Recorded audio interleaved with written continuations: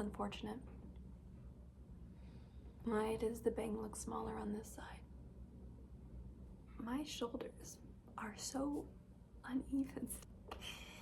Hi everyone, my name is Skylar. Welcome back to my channel. It is so good to see you and to have you here with me today. Before we get started, there's a few things a bit different with this video.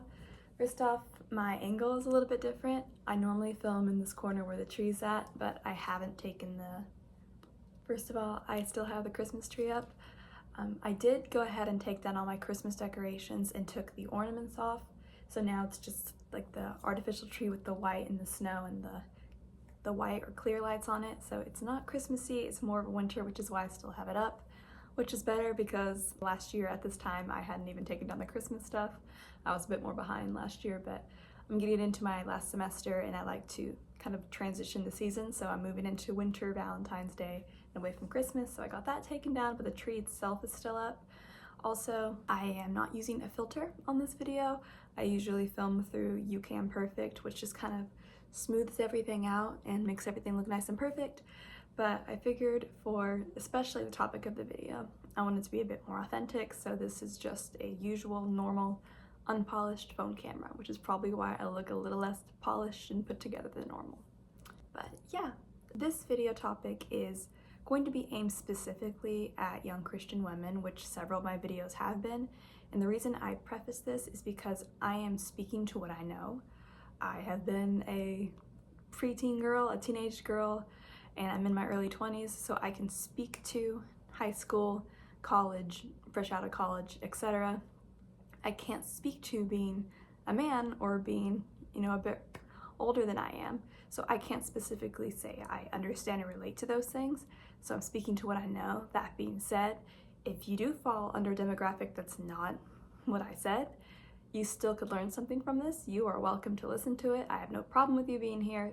I'm just going to put out the disclaimer that I'm not speaking to what I don't know. I'm speaking to what I do know, which is people around my age or women around my age, slightly younger or slightly older, just because I can't personally say I relate to your experience. But if you do want to stick around and watch this, I hope that the Lord is able to give you some sort of light or truth through it, and I am happy to have you here.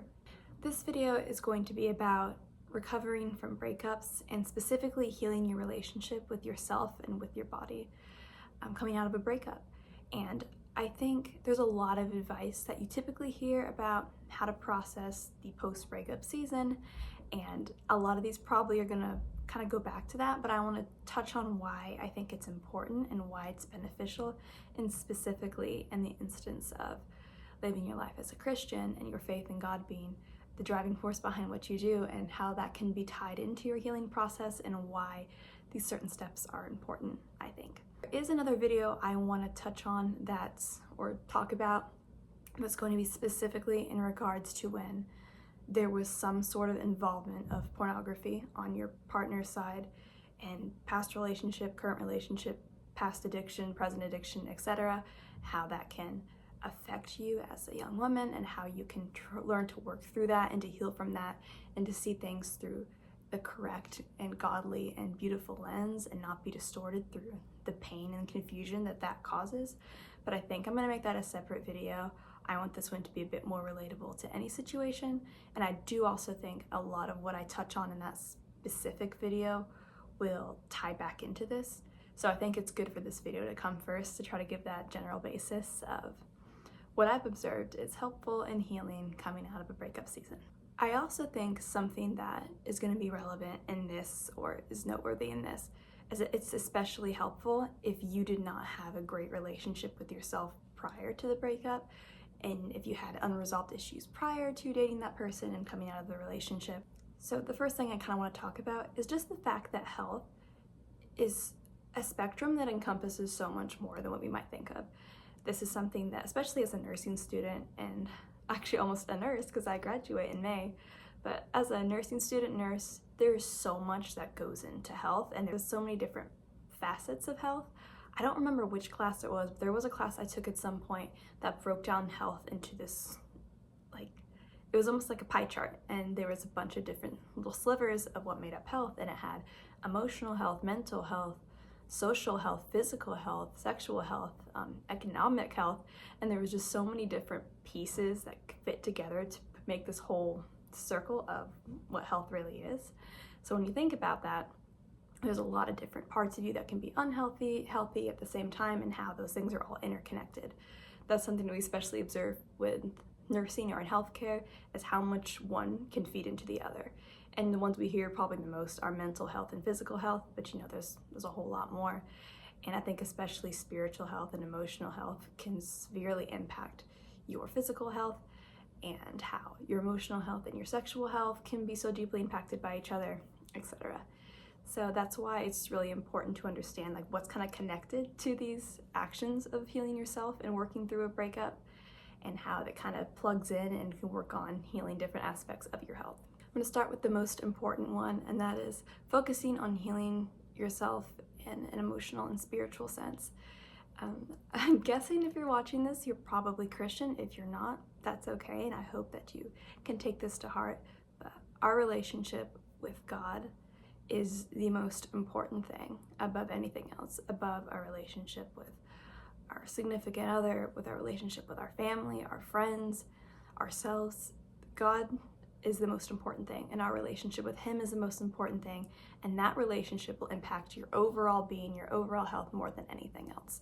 So if you're in a season of a breakup, hopefully if you're coming out of a really good relationship, you're already more spiritually healthy than you have been. That was true for my most recent relationship. I was actually in a much better place in terms of my faith than I had been. That being said, there could still be a lot of things shaken when you come out of that, and even if you are in a stronger place than normal, it can be kind of a scary place and a place that puts a lot of strain on your faith, but it's also something that I think can really strengthen it if you lean into it the right way.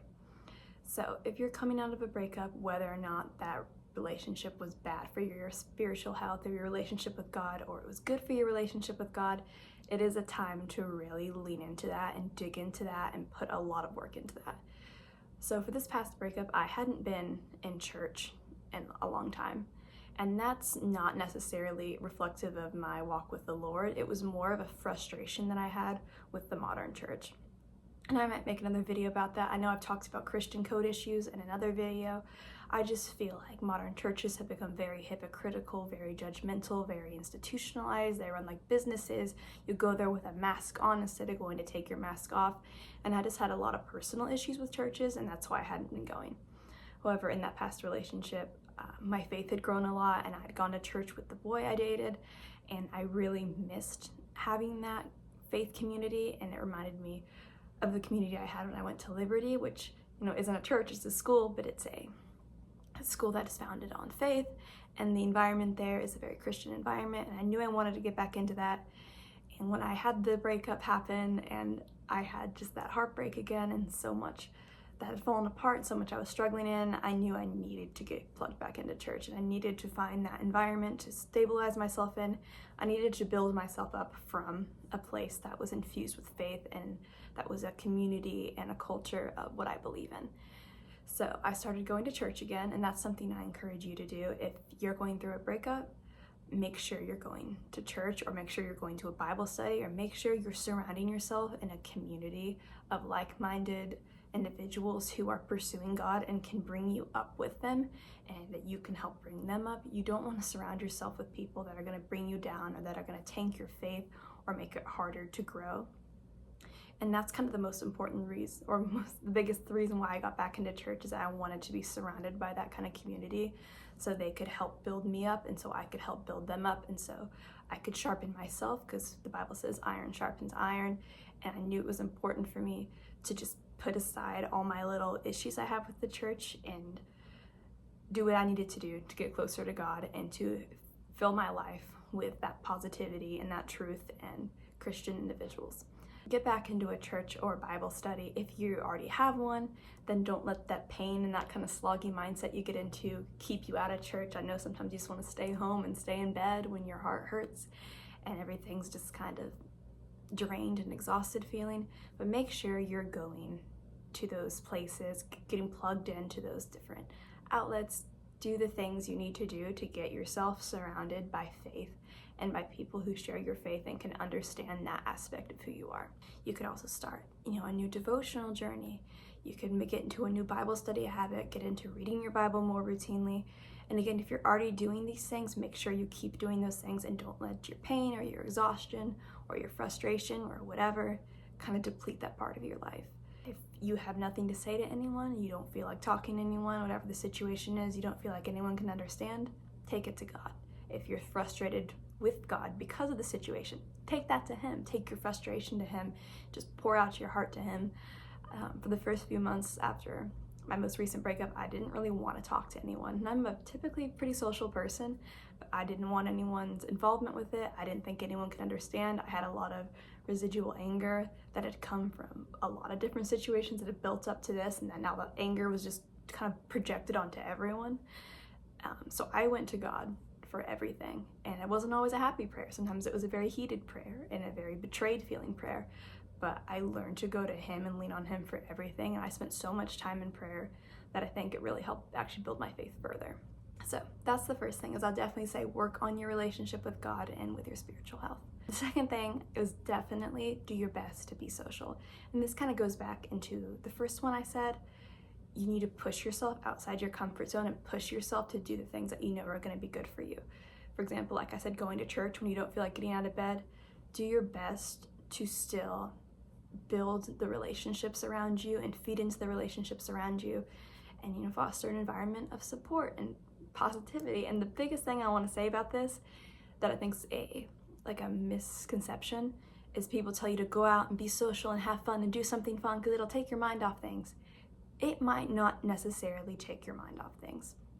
When I first went out the first few times after my breakup, and I was, doing some fun things with friends or just seeing friends and just something as casual as getting a lunch, it actually reminded me of Him a lot more, because it made me think about how I used to share things with Him, and it made me wish, I wish I could call Him or text Him and let Him know how this was and how fun it was. And I would sit there and wish He was there for it, and I'd be like, oh, He would have had so much fun with this. He would have loved what we were doing or loved the people we were with. It doesn't necessarily take your mind off things all the time. Sometimes it might, but it doesn't always take your mind off things, and that's not why it's important. I think it's important because it is good for you, and it's gonna get you in the right mindset, even if it doesn't take your mind off of Him or off of her, whoever you are, whatever your situation is. That's kind of the misconception, I think, that made me want to pull back more, is I felt like my social interactions and the things I was doing to not think about Him were making me think about Him more. But with time, that'll change, that'll get better. I'm still often reminded of Him when I'm out doing something that's fun, because I want to share that with Him, and I wish you could be there to experience that, because He's someone I care a lot about. But you do it because it builds you up, and it feeds your relationships and builds your friendships, and it's good for those, and it's good for you, and it doesn't maybe get your mind off things, but it might get your mind to think about something positive for a while at the same time, and it might bring fond memories to your mind, and it's just good to continue to get out and do things. That being said, don't push yourself to do something before you're ready. Give yourself a few days if you need them, but don't stay stuck in that spot for more than, a week or so. And that's from someone who mourns for like weeks and months after a breakup, because I get very emotionally invested in things. But that doesn't mean I can hide out forever for the weeks and months it takes to process it. Go out, do something fun, smile, laugh, cry if you have to, think about them and miss them if you have to, but do it in an area that is more productive and more energizing and more positive than sitting in a curled up little ball in your room or in your shower crying. Another thing, this is kind of the biggest one I want to touch on in this video, and it's going to be mentioned a lot in the one when I talk about healing from the impact of having someone who you dated who was involved in pornography. And that's healing your relationship with your body by learning to really take care of yourself. And I am weird about the topic of self-care, because I feel like self-care is such a big topic in 2025 now, but it's presented as something that's self-loving and self-indulging, and it's always about prioritizing yourself. And here's the thing, as Christians, we know we don't come first, but there are situations in which we might need to prioritize ourselves a bit more so we can get into a place where we can best help others and where we can best serve others and we can best improve our relationship and walk with the Lord. As if you're not taking care of yourself or you're putting everyone else before you constantly, it can drain you to the point you can't do anything for anyone, and you are not in a point where you can be fruitful and pour out to others because you're just so depleted and you have no energy or time left to even go to church, read the Bible, pray, work on your faith walk, work on your relationship with God. And that's why sometimes it's important to take a step back and take care of yourself. That being said, it's also important to have confidence in a good relationship with yourself as God's creation, as a creation that was made in his image and that is fearfully and wonderfully made, and your body, which is a temple, that the Bible says it is a temple. I say self-care in a much different way than you might hear nowadays, and I say it in a way that is to take care of yourself so you can best take care of others and so you can have the best health in all those spheres that I talked about, your spiritual health, your emotional health, your physical health. And that all ties into being, a person that is able to uplift those around you and to do your work to the best of your ability, do your school to the best of your ability, take care of your family to the best of your ability, etc. And it's also incredibly healing in terms of knowing what you deserve and teaching yourself how you should be loved and taken care of in a relationship if you can learn to do that for yourself. You might have heard, you can't really love someone properly until you can love yourself. I don't think that's necessarily 100% true because we learn love through God, but I do think there is truth to it that you will love better if you have a better relationship with yourself. And you can also take care of people better when you take care of yourself and you know what you should be accepting and how you should be taken care of if you're able to do that for yourself. If you're going through a breakup, here's something I encourage you to do. Again, speaking especially to women my age, make a self-care routine, whether that's skincare, whether that's hair care. Make sure you're physically taking care of yourself, even if it's something as small as, putting lotion on the morning and at night and getting used to just handling yourself in a way that is gentle and loving. It's so good for you mentally to have that kind of care, even if it's coming from you. Make it a priority to take the time out of your morning and your night to take care of your skin. It's such a small thing, but it really is healing and it builds your self-confidence. So I encourage you, if you're in this season and you feel gross and your relationship with yourself is really bad and your confidence is really low, then take the time to develop a routine and make it a part of your schedule to take care of yourself and to be gentle with yourself and to be affectionate with yourself. Because if you're trying to, like I said, how everything was interconnected, if you're trying to improve your relationship with yourself mentally and build your confidence, it's harder to do that if you're not taking care of yourself. But if being gentle with yourself, applying lotion, doing a workout, and putting healthier food into your body, and you are consciously making that decision to love yourself physically and to take care of yourself physically, you're going to inadvertently improve your mental and emotional view of yourself. And I wanted to save this one for last because I think it was important to emphasize for those first few points that it was for yourself and your own health. But another thing you can tap into or plug into or draw inspiration from is the thought of who you're going to end up with in the end. Again, saying that I'm speaking to young women my age, we're thinking about that husband, whoever he is, if it's someone you know, if it's someone you don't know, if it's someone you've already been with, if it's someone you've never been with. If that's something that you believe God has and planned for your life and you have that drive and passion to become a wife and potentially also a mother, then take into account him as you're healing and take into account him as you're putting yourself first and taking care of yourself, and think of yourself as his wife.